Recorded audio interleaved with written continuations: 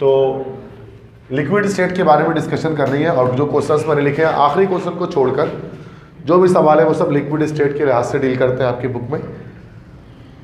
तो कुछ चीज़ें हैं, कुछ डेफिनेशंस हैं जो बोर्ड में आप देख सकते हैं लिखी हुई है, तो उन्हें में डिस्कस करना है। तो काफ़ी सारी चीज़ें बोर्ड पे लिखी हुई है, तो समझ लें तो इसको थोड़ा बहुत। वैसे तो कोई न्यूमेरिकल टाइप की कोई चीज़ नहीं है, ये याद करने की चीज़ है, मेमोराइजेशन है, बेसिक डिटेल्स है छोटी छोटी। तो सबसे पहला क्वेश्चन है write down 4 points of KMT of liquids. Kinetic molecular theory of liquids के 4 पॉइंट्स लिखने हैं। हमें गैसेस के भी 4 पॉइंट लिखने थे, लिक्विड्स के भी 4 पॉइंट और सॉलिड्स के भी 4 पॉइंट है, 4 पॉइंट्स हैं। तो जिसमें हम जस्ट लिक्विड के मॉलिक्यूल्स के बारे में थोड़ा सा बताते हैं और वो बेसिक बात बिल्कुल है। सबसे पहली चीज़ कि liquid molecules are at intermediate distance. Liquid के मॉलिक्यूल्स होते हैं वो इंटरमीडिएट डिस्टेंस पे होते हैं, मतलब ना ज़्यादा दूर होते हैं ना ज़्यादा करीब होते हैं। जैसे आप देख सकते हैं यहाँ पर कि जो लिक्विड के मॉलिक्यूल्स हैं वो बहुत दूर या बहुत करीब नहीं होते, एक इंटरमीडिएट डिस्टेंस, एक दरमियानी फासलों के बीच में होता है। तो इंटरमीडिएट का मतलब होता है दरमियानी, ठीक है। तो एक दरमियानी फासले के बीच में एक दूसरे के होते हैं, मतलब सॉलिड की तरह टाइटली पैक नहीं होते और गैसेस की तरह बहुत दूर दूर नहीं होते, बल्कि एक मॉडरेट सा, एक मीडियम सा एक डिस्टेंस के बीच में होता है।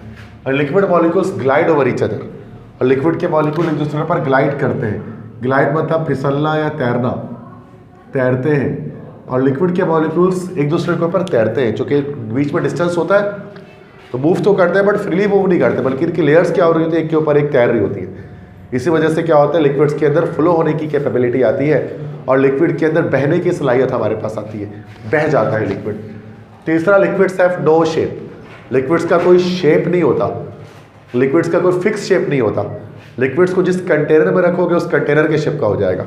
गिलास में गिलास के शेप का, है ना, जग में जग के शेप का, टंकी में टंकी के शेप का, टब में टब के शेप का, बाल्टी में बाल्टी के शेप का हो जाएगा। जिस कंटेनर में डालोगे उस कंटेनर के शेप का हो जाएगा। पाइप में पाइप के शेप का हो जाता है ना। तो लिक्विड्स का शेप फिक्स नहीं है, डेफिनेट नहीं है, लेकिन वॉल्यूम डेफिनेट है। वॉल्यूम तो मैंने आपको बताया है, वॉल्यूम मतलब क्या होता है भाई, जगह घेरना, जगह घेरना, दिस इज कॉल्ड वॉल्यूम। तो लिक्विड जगह एक फिक्स घेरती है, मतलब वॉल्यूम जो है ना, वॉल्यूम एक फिक्स घेरेगी। मिसाल के तौर पे एक गिलास पानी है, अब एक गिलास पानी अगर आपने टंकी में डाल दिया तो क्या हो गया, क्या पूरा टंकी पानी से भर जाएगा? नहीं, वो एक गिलास पानी जितनी जगह उसके अंदर वो घेरेगा, मतलब उसका वॉल्यूम जो है ना उसमें उससे वो फिक्स होता है, वो चेंज ही नहीं हो सकता, ठीक है। अगर एक गिलास पानी इतना है तो वो इतना ही रहेगा उसके लिहाज से, फिर वो ये नहीं हो सकता कि थोड़ी देर के बाद कि वो पूरा कमरा जो है पानी से भर जाए, ऐसी पॉसिबिलिटी नहीं है। तो जगह फिक्स घेरेगा लेकिन शेप चेंज कर सकता है, ठीक है। समझ में आ गया 4 पॉइंट? ये सिंपल है, बस 1-2 बार पढ़ना याद होने वाली बात है। मैंने बुक के लिहाज से चेंज करके इन चीज़ों को लिखा है।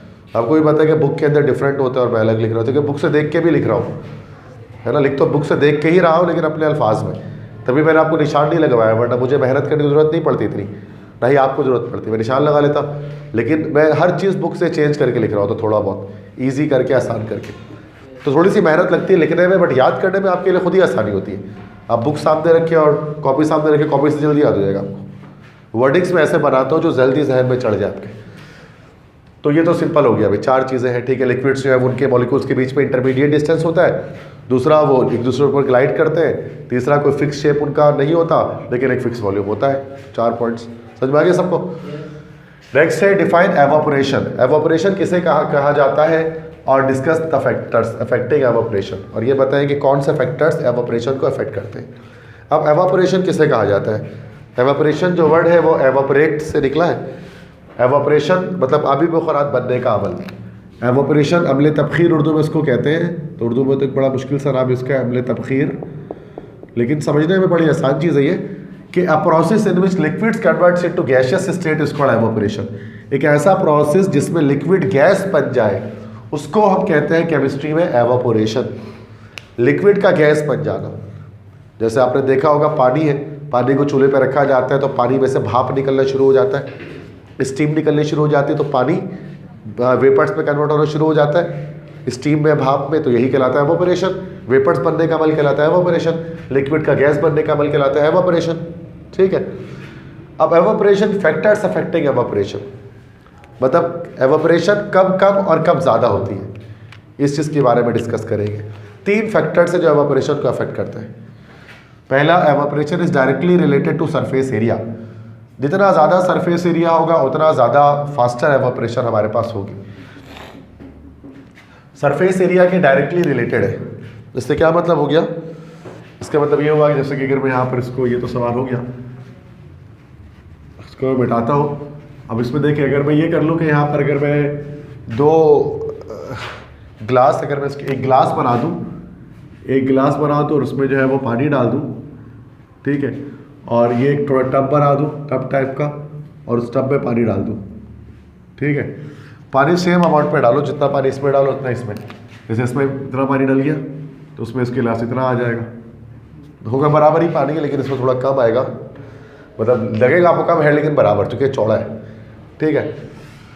तो अब अगर इन दोनों में बात करें, अब इसका सरफेस एरिया क्या है? सरफेस एरिया ये ऊपर का एरिया, ये जो ऊपर का एरिया ना यहाँ से यहाँ तक, ये इसका सरफेस एरिया है।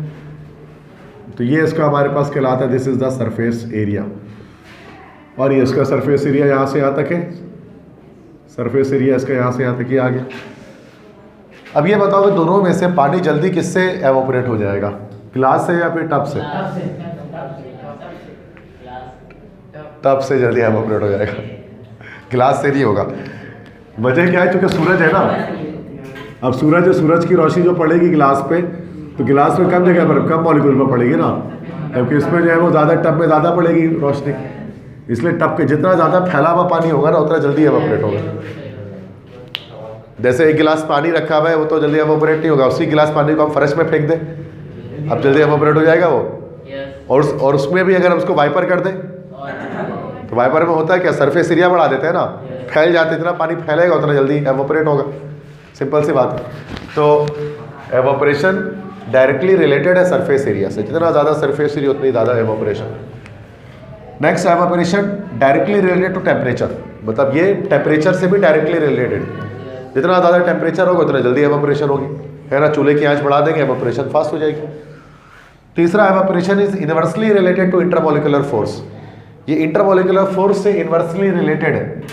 अब इंटरमोलिकुलर फोर्स से इनवर्सली रिलेटेड है, इसका क्या मतलब है? इससे पहले हमने जो है वो पढ़ा है, उसमें लाइक चैप्टर 5 जो आपने पढ़ा है chemical bonding, chapter 4 chemical bond, उसके अंदर सेकेंडरी बॉन्ड्स वगैरह के बारे में मैंने बताया था कि अगर मैं एक बीकर ले लूँ और उस बीकर के अंदर एक बीकर ये ले लूँ और सेम एकदम एग्जैक्टली वैसे ही बीकर लूँ जिसका सरफेस एरिया बिल्कुल सेम हो, ठीक है ना। दो बीकर ले लिया जाए और दोनों बीकर में अब मैं एक लिक्विड डाल दूँ, इसमें जो लिक्विड डाला मैं पानी, और इसमें मैं लिक्विड डाल दूँ पेट्रोल, दोनों का टेम्परेचर सेम है 25 डिग्री सेंटीग्रेड 25 डिग्री सेंटीग्रेड, और दोनों का सरफेस एरिया भी आप देख सकते हैं लगभग सेम ही है। अब इसमें से जल्दी कौन एवापोरेट करेगा? ऐसा क्यों? कि सरफेस एरिया और टेम्परेचर तो सेम रखा हुआ है। पेट्रोल जल्दी उड़ जाता है बनिस्बत पानी, तो पेट्रोल जल्दी क्यों उड़ता है? इसकी हायर एवापोरेशन क्यों? देखो इसके पीछे वही वजह है, इंटरमोलिकुलर फोर्स बताया था मैंने आपको बताया था इंटरमोलिकुलर फोर्स के बारे में। जैसे इंटरमोलिकुलर फोर्स किसे कहते हैं? इंटरमोलिकुलर फोर्स से मुराद हमारे पास है सेकेंडरी बॉन्ड्स। सेकेंडरी बॉन्ड पे अच्छी खासी बात हुई है पिछले चैप्टर में। तो सेकेंडरी बॉन्ड में मैंने आपको बताया था जो स्ट्रॉन्गेस्ट सेकेंडरी बॉन्ड है, एमसीक्यूज में भी आया था, वो कौन सा बॉन्ड था भाई? Hydrogen bond. और हाइड्रोजन बॉन्ड के बारे में बताया था कि ये क्या होता है, जब हाइड्रोजन फ्लोरीन, ऑक्सीजन या नाइट्रोजन में से किसी एक के साथ जाकर मिलता है तो हाइड्रोजन बॉन्ड बनता है। अब यहाँ पर वाटर का फॉर्मूला होता है H2O, तो वाटर के अंदर तो हाइड्रोजन बॉन्डिंग होती है, हाइड्रोजन ऑक्सीजन से मिला हुआ है, तो यहाँ पर हाइड्रोजन बॉन्डिंग है। पेट्रोल जो होता है वो हाइड्रोकार्बन है, उसमें हाइड्रोजन और कार्बन होता है। क्या इसमें हाइड्रोजन बॉन्डिंग हो सकती है? नहीं हो सकती, तो इसमें हाइड्रोजन बॉन्डिंग नहीं है। तो इसकी मतलब क्या हो गया कि यहाँ पर मॉलिक्यूल जो है ना वो आपस में टाइटली पैक्ड होंगे, एक दूसरे को टाइट से पकड़े में होंगे, तो एवोपरेट नहीं हो पा रहा होगा जल्दी, गैस में कन्वर्ट नहीं हो पा रहा होगा। लेकिन यहाँ पर स्ट्रांगली हेल्ड नहीं रखे होंगे मॉलिक्यूल्स, एक दूसरे को लिक्विड के मॉलिक्यूल्स बड़े स्लो, बड़े वीक फोर्स से पकड़े हुए होंगे। इस वजह से क्या होगा कि तेज़ी में क्या हो रहा है, वो गैस बन के उड़ जा रहा होगा। तो यही वजह है जिसकी वजह से पेट्रोल पानी से जल्दी उड़ जाता है, क्योंकि पेट्रोल के अंदर हाइड्रोजन बॉन्डिंग नहीं होती उसके मॉलिक्यूल में, ठीक है, और वो वीक इंटरमोलिकुलर फोर्सेज उसके अंदर होती है। तो जितना ज़्यादा स्ट्रॉन्ग इंटरमोलिकुलर फोर्स होगा उतनी कम एवोपरेशन होगी। इनवर्सल रिलेशन है इंटरमोलिकुलर फोर्स का एवोपरेशन के साथ, बात समझ में आ गई? तो इसी वजह से पेट्रोल और पानी में ये फ़र्क होता है। नेक्स्ट है define vapour pressure. Vapour pressure को डिफाइन करें तो the pressure exerted by vapours when the rate of operation becomes equal to the rate of condensation is called vapour pressure. तो वेपर प्रेशर को डिफाइन करना है, vapour pressure किसे कहते हैं। तो लेट्स हैव एग्जांपल कि यहाँ पर ये हमने ले लिया एक वाटर, फिर ले लिया पानी, और उसको यहाँ से हमने हीट करना शुरू किया,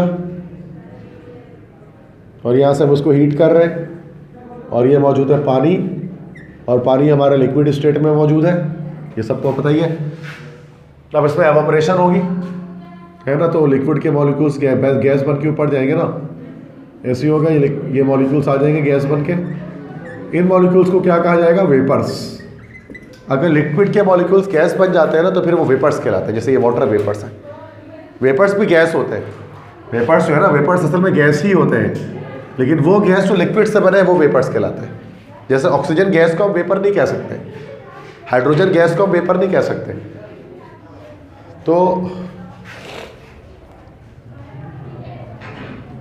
तो वेपर्स जो है ना, हाँ क्या बोलो,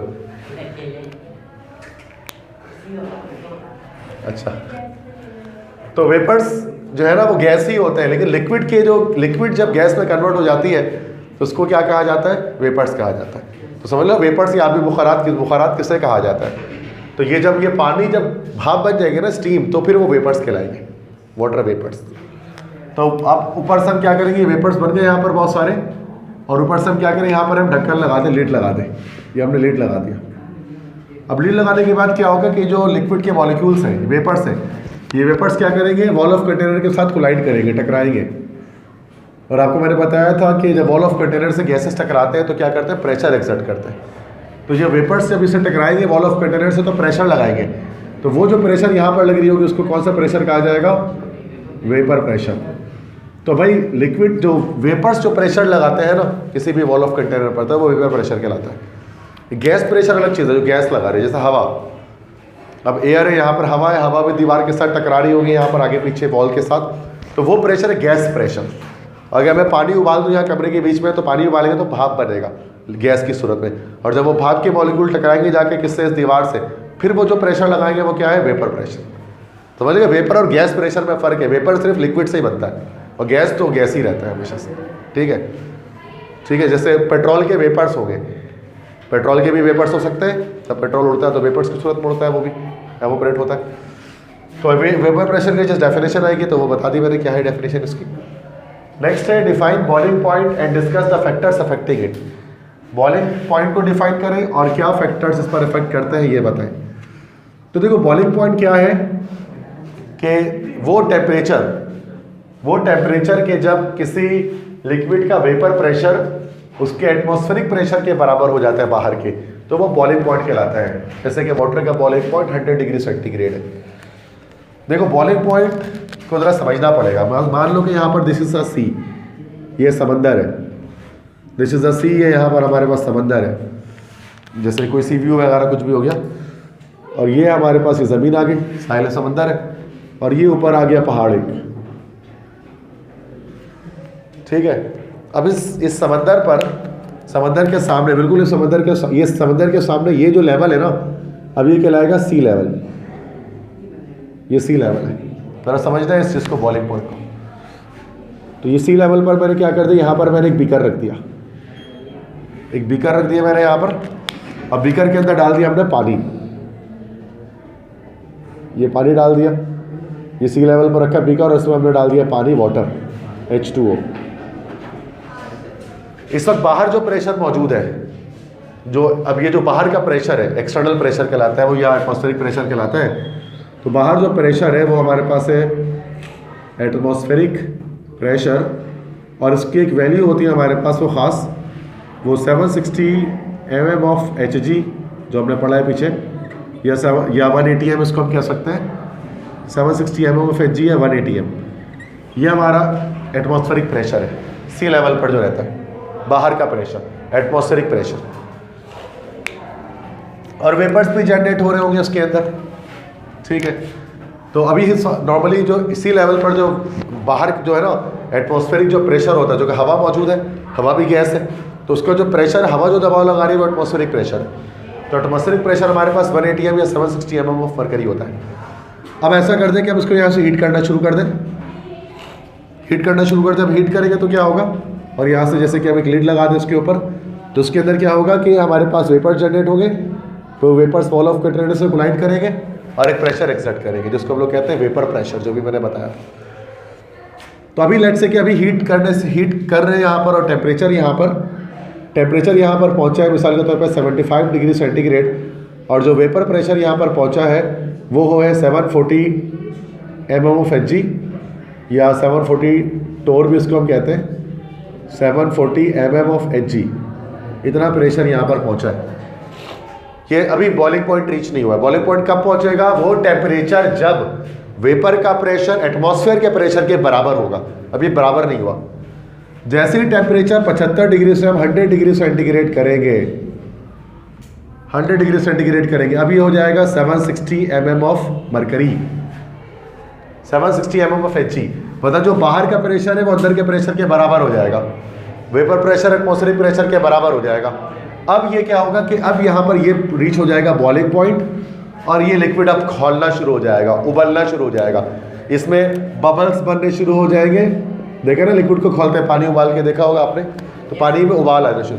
तो उबलता कब है, पानी में बबल्स कब आते हैं, जब एटमॉस्फेरिक प्रेशर वेपर प्रेशर के बराबर हो जाता है, और पानी के लिए ये होता है 100 डिग्री सेंटीग्रेड पर, ठीक है, सी लेवल पर अगर आप बात करें। अच्छा, एक और एक चीज़, आखिरी चीज़ समझें कि जैसे अगर हम नीचे से ऊपर जाते हैं ना, जब आप नीचे से ऊपर जाते हैं तो एटमॉस्फेरिक प्रेशर जो होता है, एटमॉस्फेरिक प्रेशर वो क्या होना शुरू हो जाता है, वो डिक्रीज, हवा का दबाव कम होता है जितना नीचे से ऊपर जाते हैं।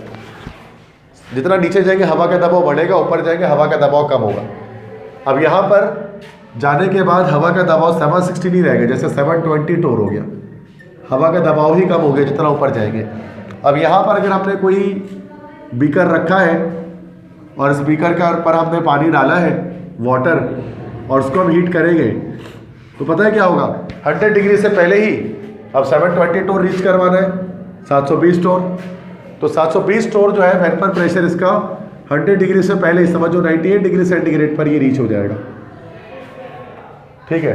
अब कम टेम्परेचर पे रीच हो जाएगा, उसका मतलब क्या हो जाएगा कि ये वेपर के जो बॉइलिंग पॉइंट है ना, वो कोई परफेक्ट वैल्यू नहीं है, मतलब कोई कांस्टेंट वैल्यू नहीं। हम लोग कहते हैं ना कि बॉइलिंग पॉइंट पानी का 100 डिग्री सेंटीग्रेड है, अब जरूरी नहीं 100 डिग्री सेंटीग्रेड हो, जितना ऊपर जाएगा बॉइलिंग पॉइंट कम हो जाएगा, क्योंकि एटमॉस्फेरिक प्रेशर कम हो रहा है, एटमॉस्फेरिक प्रेशर कम हो जाएगा तो वेपर प्रेशर लो टेम्परेचर पे ही बराबर हो जाएगा एटमॉस्फेरिक के। जैसे मिसाल के तौर पे हम जो ऑर्गी टाउन के अंदर रहते हैं, तो ऑर्गी टाउन एक पहाड़ी इलाका है, it is a hilly region, क्योंकि ये ऊंचाई पर है, सतह समंदर से काफ़ी ऊपर है। अगर आप किसी पहाड़ के ऊपर चढ़ोगे, या उसके अगर आप कराची ऑर्गी टाउन को देखते हो तो वो आपको ऊंचा दिखता है। मिसाल के तौर पर जब आप यहाँ से आप निकलोगे ना, ये 12 नंबर की जो चढ़ाई है, वहाँ से आप निकल के तो जैसे ही आप वहाँ पे खड़े होगे तो आपको 5 नंबर नीचे दिखाई देगा। दूर से देखोगे 12 नंबर की चढ़ाई पे खड़े होगे निशान हैदर पे, तो आपको 5 नंबर यूँ नीचे बाइक गाड़ी जाती हुई दिखाई देती है। और उसके बाद नीचे ही जा रहा है पूरा कराची, ऑर्गी टाउन ऊपर जा रहा है सबसे, क्यों, चूँकि हम हिली रीजन में रहते हैं, चारों तरफ पहाड़ भी आपको दिखेंगे अपने घर से। तो इसलिए यहाँ हवा का दबाव जो है ना 760 टोर नहीं है, यहाँ हवा का दबाव 760 से कम है। इस वजह से यहाँ पर पानी भी 100 डिग्री पर बॉयल नहीं होता, ऑर्गी टाउन में पानी 98 डिग्री सेंटीग्रेड पर बॉयल हो जाता है। आप करके देख लेंगे, आपको पानी, आप थर्मोमीटर डालकर चेक करो, 98 डिग्री पर पानी बॉयल हो जाएगा। तो आप परेशान हो जाएंगे कि स्कूल में गलत पढ़ा नहीं, स्कूल में सही पढ़ा है। असल में हम सी लेवल पर नहीं है। यही अगर क्लिफ्टन के सामने कोई स्कूल है और वो टेम्परेचर करेगा तो उसका 100 आएगा, चूँकि वो किस पर है, सी लेवल पर है। वो क्लिफ्टन सी लेवल पर है, क्लिफ्टन डिफेंस के इलाके, सदर का इलाका, बट ऑर्गी ऊपर है, काफ़ी हिली रीजन में, ऊंचाई पर है। तो बॉइलिंग पॉइंट फ़र्क डालती है। जिस तरह से इथाइल अल्कोहल भी एक कंपाउंड होता है जिसको C2H5OH उसका फॉर्मूला है। अल्कोहल जिसको सुना होगा, अल्कोहल 78 डिग्री सेंटीग्रेड पर बॉयल होता है, किताबों में लिखा होता है। लेकिन हम जब भी ऑर्गी टाउन के अंदर प्रैक्टिकल करते हैं तो हमारा आंसर 76 आता है, 76 पे बॉयल हो जाता है इथाइल अल्कोहल। 100 पे कभी किसी स्कूल में बॉयल हो सकता है ऑर्गी के अंदर। अच्छा, एक बार ये चीज़ मैंने आज 10 साल पहले ऑब्जर्व की, जब मैं पढ़ा रहा था happy palace group of school पे आयशा मंजिल की तरफ। तो वहाँ पर क्या था कि मैंने प्रैक्टिकल कराया बच्चों को। इथाइल अल्कोहल 9th क्लास में होता है बॉइलिंग पॉइंट का प्रैक्टिकल। वो इथाइल अल्कोहल की 78 डिग्री आया, बबल्स बनने शुरू हो गए, ठीक है, ओके, क्लियर। उसके बाद में आया यहाँ पर रोज़ हाउस स्कूल में, तो उस वक्त मैं पढ़ाया करता तो रोज़ हाउस ग्रामर स्कूल में। तो उस पर जब मैं वहाँ आया तो फिर मैंने वहाँ पर जब किया तो 76 डिग्री पर बबल्स आ गए। अब मैं परेशान हो गया कि ये क्या सिस्टम है, अभी 2 घंटा पहले मैंने 78 डिग्री पर निकाला है, अब यहाँ आने के बाद 76 डिग्री पे आ रहा है। मुझे लगा शायद केमिकल ख़राब है, कि केमिकल ख़राब है या कुछ चीज़ें ऐसी है, कोई एपरेटस ख़राब होगा। अगले दिन मैं दोबारा किया happy palace group of schools, फिर वहाँ से मैंने वहाँ से सामान लिया, मतलब वो केमिकल लिया, केमिकल वगैरह सब उसका लिया ना, फिर मैं दोबारा लेकर वहाँ पर पूरा टेस्ट किया, 78 आया। फिर वही केमिकल लेके मैं औरंगी आया, यहाँ दोबारा प्रैक्टिकल किया, फिर 76 हो गया। अब मैं बोला ये कौन सा जादू है। तो उस वक्त मैंने स्टार्टिंग की थी पढ़ाना वगैरह, मुझे इतना कॉन्सेप्ट नहीं आता था इन चीज़ों का, जैसे नॉर्मली न्यू टीचर्स को इतना नहीं अंदाज़ा होता चीज़ों का, तो मुझे भी उस वक्त नया टीचर था मैं भी।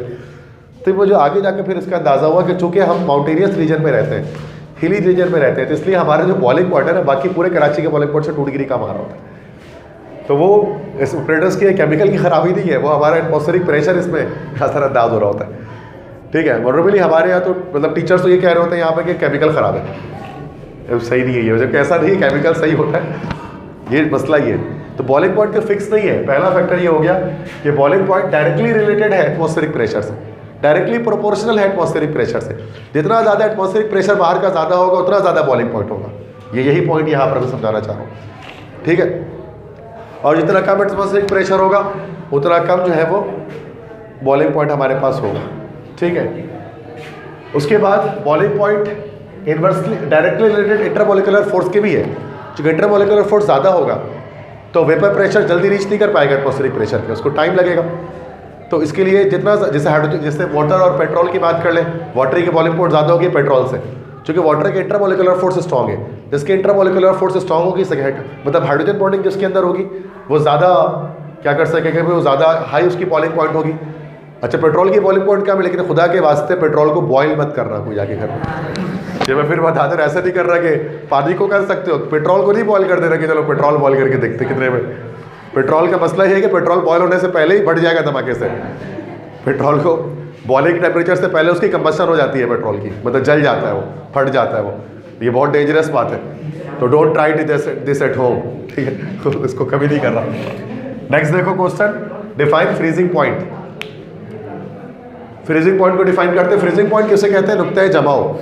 मतलब फ्रीजिंग पॉइंट वो टेम्परेचर जिस पर कोई लिक्विड सॉलिड में कन्वर्ट हो जाता है, वो टेम्परेचर जिस पर लिक्विड या पानी बर्फ बन जाए या लिक्विड कोई सॉलिड बन जाए, तो उसको हम लोग कहते हैं फ्रीजिंग पॉइंट। जैसे वाटर का फ्रीजिंग पॉइंट क्या होता है? 0 डिग्री सेंटीग्रेड। 0 डिग्री पर जो है वो पानी जो है वो बर्फ बन जाता है। समझ में आ गया फ्रीजिंग पॉइंट। नेक्स्ट है डेंसिटी।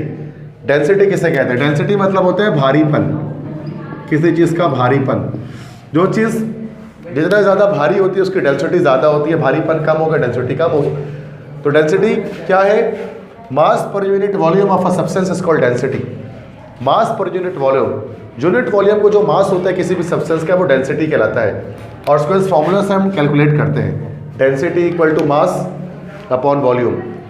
मास को जब वॉल्यूम से डिवाइड कर दें तो जो आंसर हमारे पास आता है, this answer is called density. Mass और वॉल्यूम। अच्छा, डेंसिटी किसी भी सब्सटेंस का फिक्स होता है, फिक्स है। मतलब मिसाल के तौर पे वो सब्सटेंस की अमाउंट पे डिपेंड नहीं करता। मिसाल के तौर पे जैसे बर्फ है, बर्फ की डेंसिटी 0.9 है। टेस्ट हो गया मशीन का? ठीक है, अब बर्फ की डेंसिटी 0.92 है। अब इतना छोटा बर्फ के पीस हो या बर्फ का पीस इतना बड़ा हो, दोनों सूरतों में उसकी जो वैल्यू होगी डेंसिटी की वो सेम रहेगी। अब लोहे की डेंसिटी जैसे कि एक फिक्स है, अब वो चाहे इतना बड़ा पीस हो लोहे का, चाहे उतना बड़ा पीस हो लोहे का, डेंसिटी फिक्स रहेगी। डेंसिटी मास नहीं है कि कम ज़्यादा हो जाए, डेंसिटी कांस्टेंट रहती है हर एक सब्सटेंस के लिए। और डेंसिटी का फ़ायदा क्या? डेंसिटी पता करके इससे हमें ये पता लग सकता है कौन सी चीज़ पानी में डूब सकती है, कौन सी चीज़ पानी में नहीं डूब सकती है। तो जैसे कि पानी की डेंसिटी होती है 1, वाटर की जो डेंसिटी है 1 है, 1 ग्राम पर ml। अच्छा, वाटर की डेंसिटी है 1 ग्राम पर ml।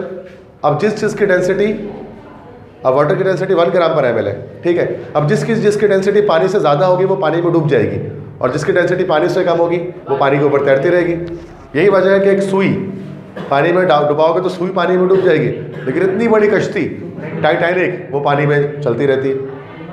ऐसा क्यों है? सुई डूब जा रही है और इतनी बड़ी कश्ती चल रही है, 1000 बंदे को लेके जा रही है। कभी कंटेनर लाद के जो लेके जाते हैं 100-100 200 कंटेनर जा रहे होते हैं। ऐसा कैसे? क्योंकि जो लकड़ी है, वो जो कश्ती है ना, उसका जो पेंदा होता है, उसका जो बॉटम होता है वो लकड़ी का बना हुआ होता है। तो लकड़ी पानी के ऊपर तैर सकती है, लेकिन लोहा पानी के ऊपर तैर नहीं सकता, लोहा डूब जाता है। तो ये डेंसिटी इसको हम कहते हैं। जो चीज़ पानी से ज़्यादा भारी होगी वो पानी में डूबेगी, और पानी से हल्की चीज़ें पानी के ऊपर तैरेगी। ये डेंसिटी का फ़र्क है। इंसान की डेंसिटी पानी से ज़्यादा होती है, इसलिए इंसान पानी में डूब जाता है, बशर्ते कि वो हाथ पाँव ना चलाए। बोलो, फिर से बोले। सबमरीन पे ना पूरा मैकेनिज्म होता है पानी के अंदर और ऊपर जाने का। सबमरीन में एक जगह होती है, पानी फिल होता है जिसमें पानी निकलता है वहाँ से, तो उससे वो ऊपर और नीचे हो रहा होता है सबमरीन। उसके अंदर पूरा मैकेनिज्म है आप दोस्त के अंदर। लेकिन इंसान पानी में डूब इसलिए जाता है कि इंसान की डेंसिटी पानी से ज़्यादा होती है, इसलिए इंसान पानी में डूब जाता है। लेकिन मरे हुए इंसान की डेंसिटी पानी से कम होती है, इसलिए मरी हुई बॉडी ऊपर आ जाती है लाश। ठीक है, मरा हुआ इंसान जो होता है ना, उसकी डेंसिटी की बॉडी फूल जाती है, तो बॉडी हल्की हो जाती है, तो फिर वो क्या होता है, पानी के ऊपर आ जाता है। जैसे तो एक बंदा मर गया, डूब गया, 10 दिन महीने बाद पानी लाश ऊपर फेंक देता है। ठीक है, तो ये होता है। अच्छा, एक ऐसा समंदर भी दुनिया में, डेड सी, जिसको हम कहते हैं डेड सी। डेड सी एक समंदर है जॉर्डन में, डेड सी। तो डेड सी एक ऐसा समंदर है जिसमें इंसान डूबता नहीं है। इसमें आप बैठ सकते हैं, इसमें आप लेट सकते हैं, इसमें आप डूबेंगे नहीं। इसमें आप लेट के किताब पढ़ें समंदर में, क्योंकि मतलब ऐसे ही मैं बता रहा हूँ, किताब अगर ऊपर रखें, यू डेड सी। तो डेड सी में आप कभी भी डूबेंगे नहीं। आप जितना कोशिश कर ले डूबने की, आप नहीं डूब सकेंगे उसके अंदर। ये जॉर्डन एक कंट्री है सऊदी अरब के पड़ोस में, वहाँ पर है डेड सी। जॉर्डन एक कंट्री है वहाँ पर। क्योंकि डेड सी में ना सब खारा पानी, उसमें नमक बहुत है उसके पानी में, और जब पानी हद से ज़्यादा खारा हो जाता है ना, तो उसकी हद से ज़्यादा खारा होने पर जो है ना, वो डेंसिटी उसकी बढ़ जाती है। इतनी बढ़ जाती है कि इंसान से भी बढ़ जाती है, इंसान से ज़्यादा भारी पानी हो जाता है। उससे क्या होता है फिर, इसलिए अब इंसान की डेंसिटी कम हो गई उसके मुकाबले में, इसलिए इंसान डूब रहे नहीं उसके अंदर। ठीक है, ये जॉर्डन में तो बहुत खारा पानी है उसका, डेड सी जिसको हम कहते हैं। डेड सी इसलिए कहते हैं उसमें मछलियाँ वगैरह नहीं रहती कोई भी, क्योंकि वो इतना खारा पानी है, मछलियाँ इतने खारे पानी में नहीं रह सकती, इंसान भी नहीं डूबता उसके अंदर। ठीक है, तो ये मैं बता रहा था कि डेंसिटी क्या चीज़ होती है, mass per unit volume. Last point बस ये करा, लास्ट क्वेश्चन है, kinetic molecular theory of solid. अब सॉलिड के बारे में 4 पॉइंट, फिर सॉलिड की फर्दर डिटेल इस क्लास में आएगी। 4 पॉइंट, सॉलिड के मॉलिक्यूल टाइटली पैक्ड होते हैं, आपस में करीब करीब होते हैं, क्लोजली पैक्ड होते हैं, ये तो पता ही है। दूसरी बात, सॉलिड के मॉलिक्यूल फ्री मूव नहीं कर सकते, तो सिर्फ करते क्या है, वो वाइब्रेट करते हैं, सिर्फ वाइब्रेटरी मोशन कर सकते हैं, फ्री मूव नहीं कर सकते। तीसरी चीज़, सॉलिड का एक फिक्स शेप होता है, शेप हमेशा फिक्स होता है। ये मार्कर एक सॉलिड है, इसका शेप हमेशा फिक्स रहेगा, कहीं पे भी रखा जाए, और वॉल्यूम भी फिक्स रहता है इसका, मतलब जिस जगह इस तरह ही वो जगह घेरेगा, कहीं पे भी इसको रखा जाएगा, इससे ज़्यादा जगह नहीं घेर सकता। चारों पॉइंट समझ में आ गई है सबको?